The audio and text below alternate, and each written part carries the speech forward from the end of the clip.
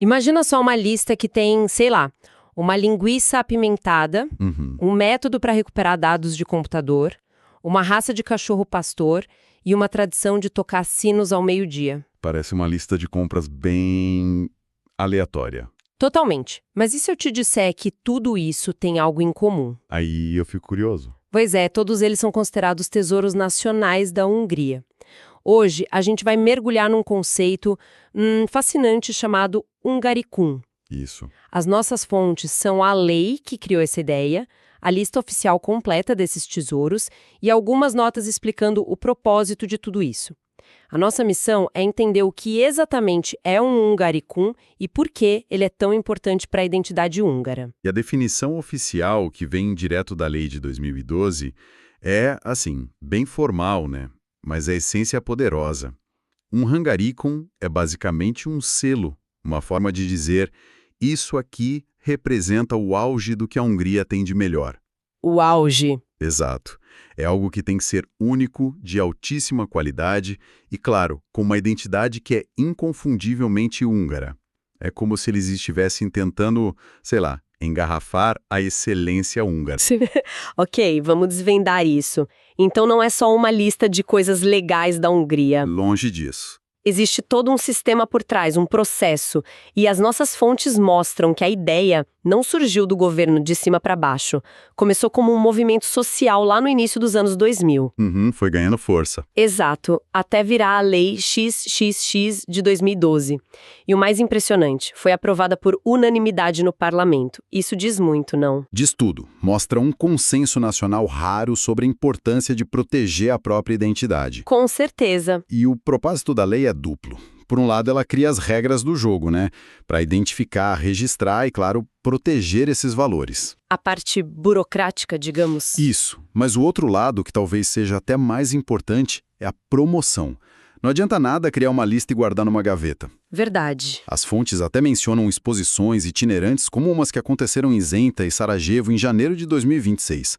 Ou seja, um projeto vivo, uma ferramenta de diplomacia cultural. E como algo vira um Hungaricum? O processo me pareceu surpreendentemente democrático, quase comunitário, sabe? É a melhor parte. É um sistema de baixo para cima. Quer dizer que qualquer pessoa pode indicar algo que considera valioso para um comitê local. Tipo, eu poderia indicar, sei lá, a receita de bolo da minha avó. Em teoria, sim. A ideia é essa, que comece na base.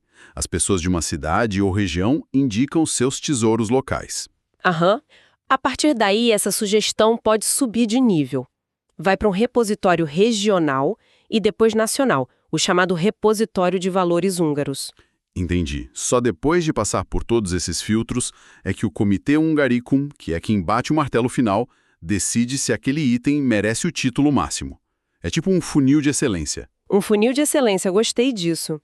Mas parece um processo longo, né? Eles não quiseram começar com a lista zerada, imagino. Exatamente. E aqui entra uma parte fascinante da estratégia. Para dar um pontapé inicial com credibilidade instantânea, 12 itens já entraram na lista por decreto em 2013. Ah, uma jogada inteligente. Muito. Eles pegaram, na maioria, os locais húngaros que já tinham o selo da Unesco como patrimônio mundial. Ah, claro. Coisas como as margens do Danúbio em Budapeste, a abadia de Pannonhalma, a vila histórica de Holocó. Itens cujo valor já era indiscutível internacionalmente. Justamente. Foi como começar o time já com os craques consagrados para dar o tom do campeonato. Faz todo sentido. É uma forma de dizer, olha, o nível é este aqui, e agora que a coisa fica realmente interessante, né? Vamos olhar para a lista em si. Agora sim. Atualmente são 98 itens. A diversidade é, assim, absurda. Vamos começar pelo mais gostoso, claro, a categoria de agricultura e indústria alimentar. A porta de entrada para a cultura húngara para muita gente. E a lista não decepciona. Com certeza. Tem os clássicos que a gente já espera, como a pálinka, aquele destilado de fruta super forte. Famoso. O vinho Tokaji Azul, que é um dos vinhos de sobremesa mais famosos do mundo. E a sopa goulash, que é tipo um símbolo nacional. Mas a lista vai muito além. Ela inclui coisas como a água com gás, a cerviquez. E é legal notar que não é qualquer água com gás.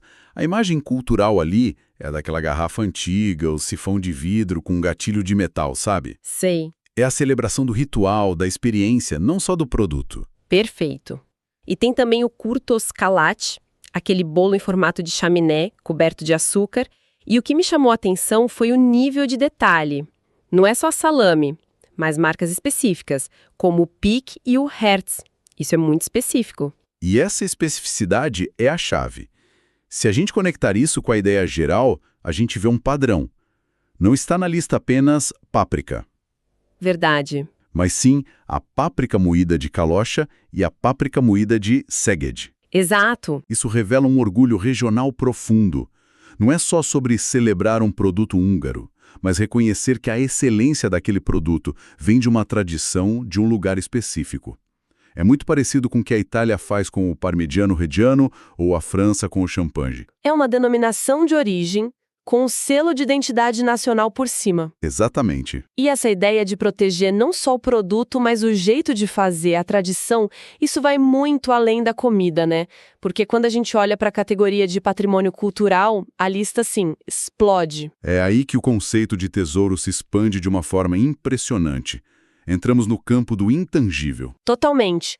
Tem um método da casa de dança folclórica, o Tanchas. Pelo que entendi das notas, não é um tipo de dança, mas um modelo de ensino comunitário. Uma festa onde as pessoas aprendem as danças de forma informal. Isso é um evento social vivo. E isso levanta uma questão fundamental. Como é que se protege um método de dança ou uma tradição de festival? Pois é. A lei não quer congelar essas práticas no tempo como peças de museu. O objetivo é documentar, apoiar os grupos que as mantêm vivas e garantir que o conhecimento seja passado para frente. É sobre salvaguardar a cultura em movimento. Falando em cultura em movimento, a lista tem o Buçojaras, aquele festival de máscaras assustadoras para espantar o inverno, tem a porcelana Herende, a opereta húngara e até uma série de desenhos animados, os contos folclóricos húngaros.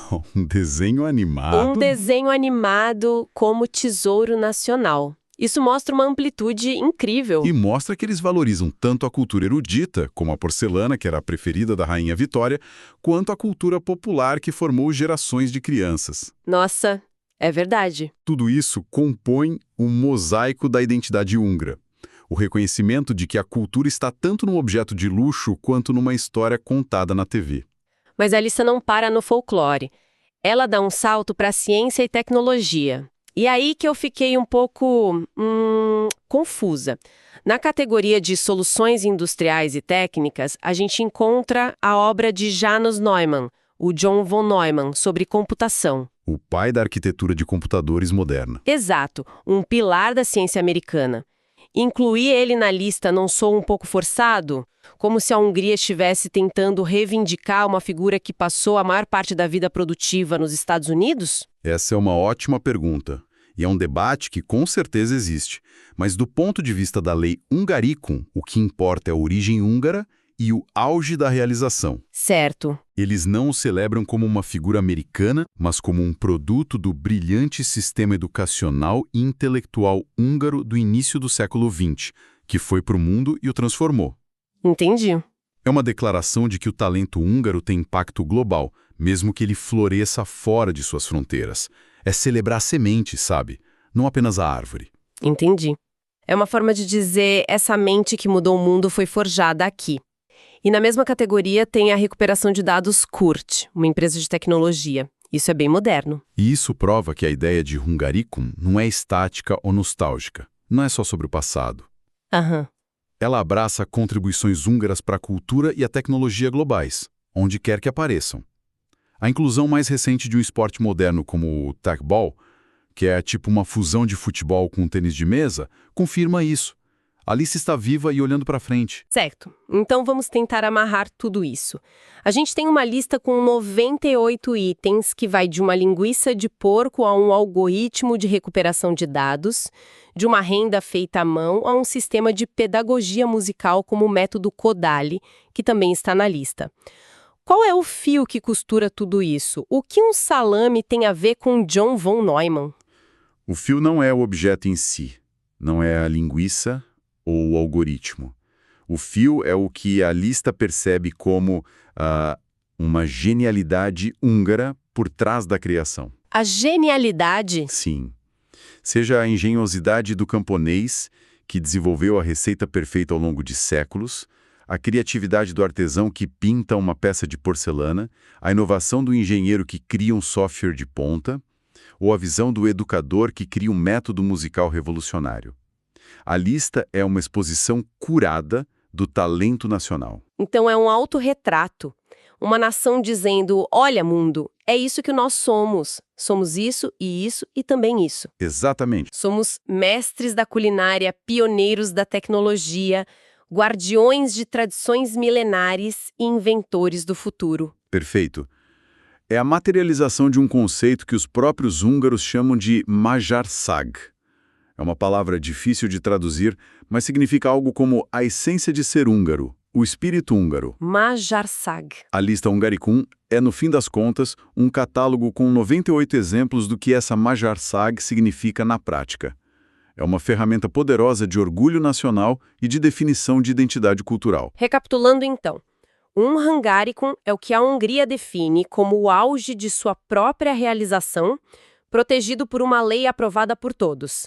O processo para algo receber esse título envolve tanto a participação popular quanto a aprovação oficial, num sistema que vai da base ao topo. Isso. E a lista em si é esse mosaico incrível e diverso que cobre da comida ao folclore, da ciência ao esporte, do antigo ao ultramoderno. É uma declaração de identidade em constante evolução, que busca responder à pergunta: o que a Hungria oferece de melhor ao mundo? E isso nos deixa com uma reflexão. As fontes dizem que a lista tem 98 Hungaricums, mas o processo de nomeação continua, é algo vivo. Exatamente.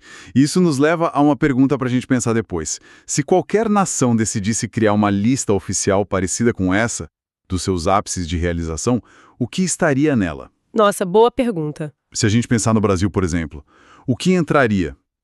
Feijoada, samba, bossa nova, O Avial de Santos Dumont, o Pix. o Pix, talvez? Que critérios seriam usados? E, o que é mais interessante, que debates, que brigas, que paixões surgiriam ao tentar decidir o que representa a essência da nação. Com certeza. Isso faz a gente pensar em como a identidade nacional não é algo que simplesmente existe, mas algo que é ativamente construído, debatido e celebrado.